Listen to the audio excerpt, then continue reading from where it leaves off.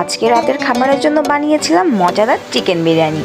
আর বিরিয়ানির সাথে পায়েস না হলে কি আর জমে। তো প্রথমে চিকেনগুলোকে সুন্দর করে বিরিয়ানির মশলা দিয়ে কষিয়ে রান্না করে রেখেছিলাম। আর এইদিকে আলুগুলো হালকা করে ভেজে নিয়েছি। এরপর চালগুলো আগে থেকেই ধুয়ে পানি ঝরিয়ে রেখেছিলাম। এর মধ্যে আমার মনে হলো বিরিয়ানির সাথে যদি গরম গরম পায়েস খাওয়া যেত তাহলে তো একদম জমে যেত। তাই এদিকে দুধ আর পায়েসও জাল দিতে বসলাম। এখন বিরিয়ানি করার পালা। প্রথমে হাঁড়িতে গরম তেল করে তাতে দিলাম বিরিয়ানির চালগুলোতে হালকা করে ভেজে নিলাম।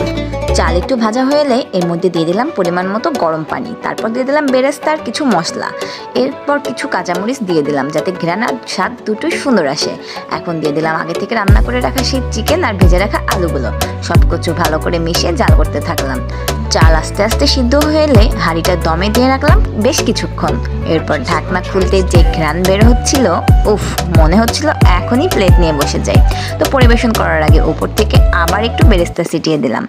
আমার আজকের ডিনার ছিল গরম গরম চিকেন বিরিয়ানি, পায়েস আর সাথে ঠান্ডা কোল্ড ড্রিঙ্কস।